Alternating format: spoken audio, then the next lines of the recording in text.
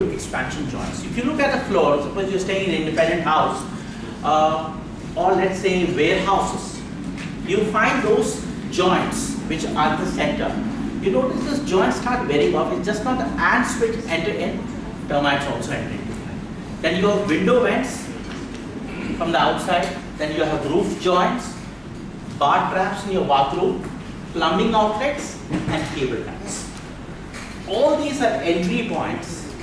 The reason being, when there is a lot of moisture in a particular place and the moisture is not treated, if you don't do your proofing properly, you damp proofing if you do not do properly, you have definitely a problem which makes these things to exist.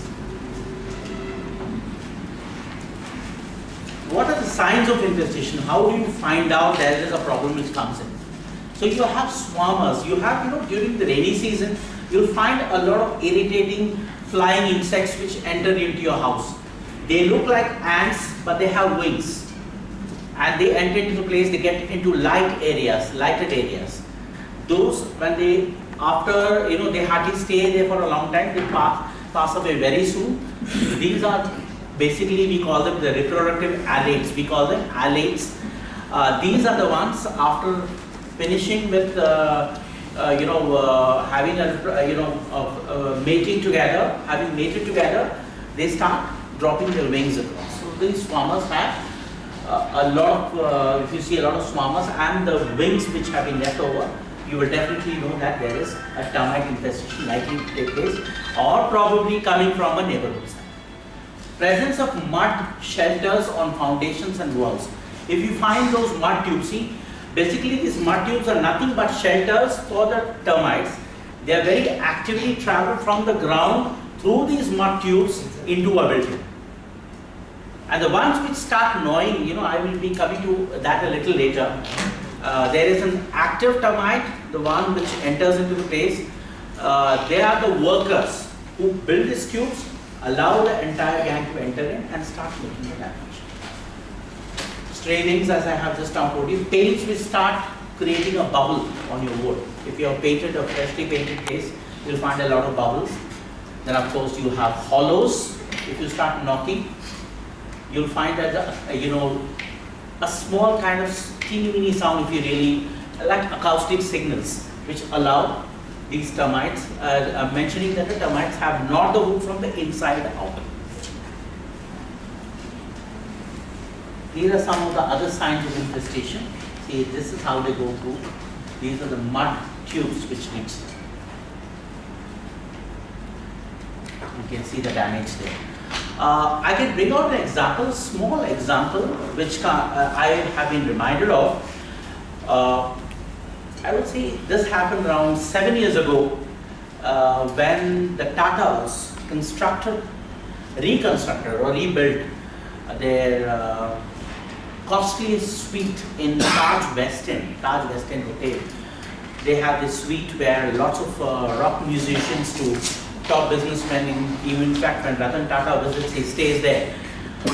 In that place, when I basically noticed there were lots of problems.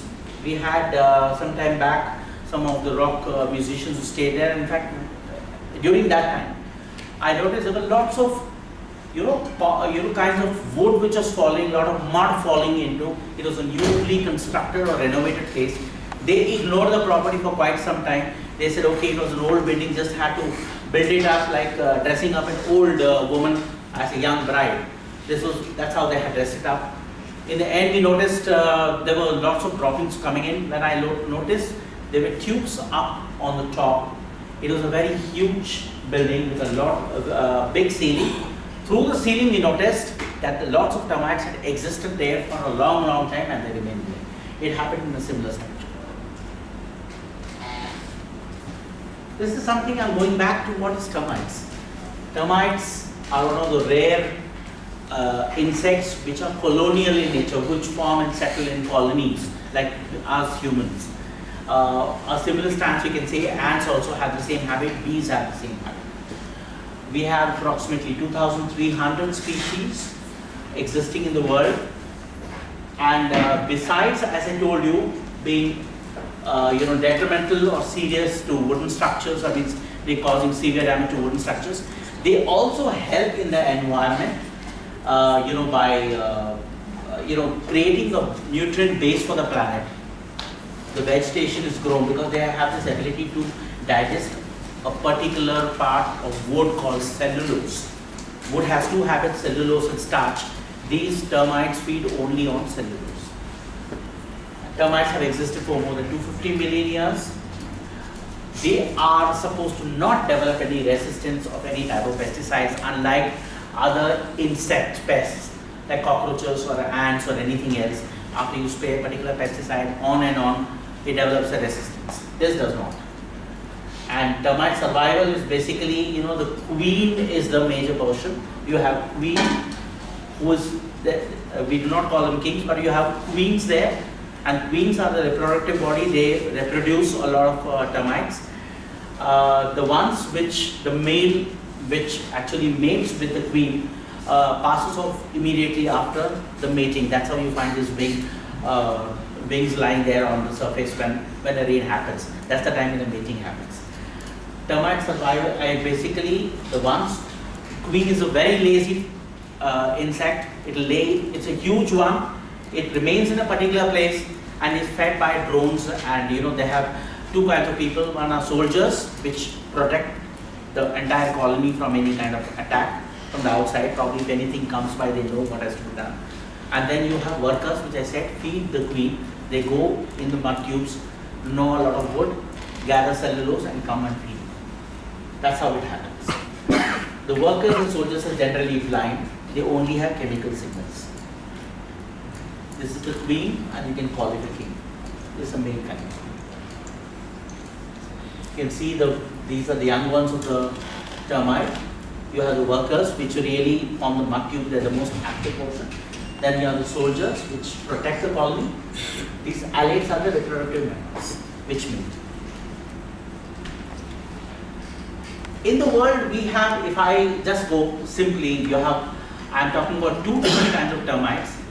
In India, basically, we have more of subterranean termites, which is subsoil surface, soil-borne termites.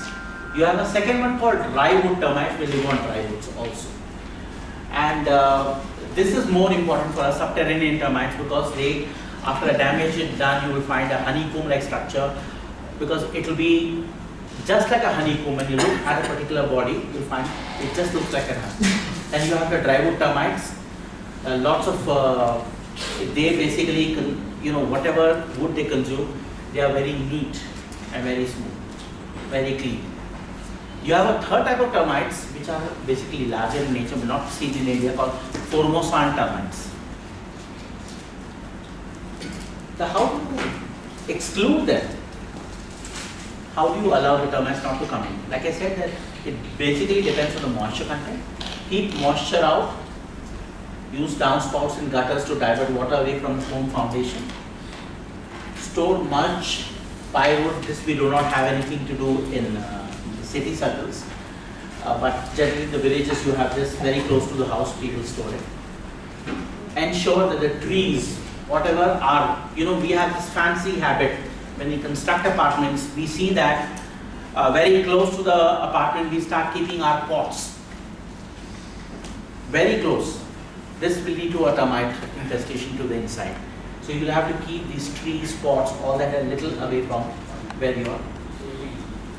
And especially not covering vents. They ventilate crawl space. Crawl space is the place, under the staircase. You should see that it should not have a lot of humidity. You should see that you reduce it. There will be aeration, lot of aeration. Eliminate cracks and gaps in the attic vents, window joints and roof eaves. Remove old tree stumps and roots from near the house. That's because this causes termites to feed on them, and then after feeding on that, they try to enter into the place.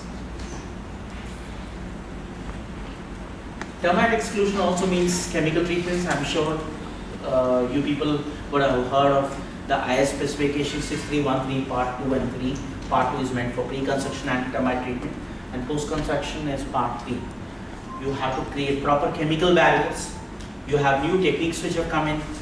It's just not creating a chemical barrier. There are some insecticides, we call them termiticides, which go deep into the soil, and they, the workers unsuspectingly, they also, when they are removing the soil, separating the soil in order to eat the wood, and they are entering to the place to the mud tubes, they see to that they also consume a little bit of this unsuspectingly without knowing that they are going to take this and also damage the entire colony. You have certain insecticides which have come in, which damage the entire colony, and they are very environmental friendly, odorless, and they can be used in any kind of reconstruction treatment areas. Then you have new baiting techniques which is tend to come in India. A few of them have started in India but failed, but you have bigger systems coming up from various proficient pesticide companies. They're bringing in baiting techniques called termite elimination systems. They are dug deep into the soil. The techniques are placed into the soil where the construction happens or towards the site, such that the termites, when they enter in, they are trapped and they are killed. Thank you. Any questions, please? So you've got one of the best experts in termite control. Please go ahead with any question and answers. So is your company limiting itself to eradicating only the termite, not other? No, we are into everything.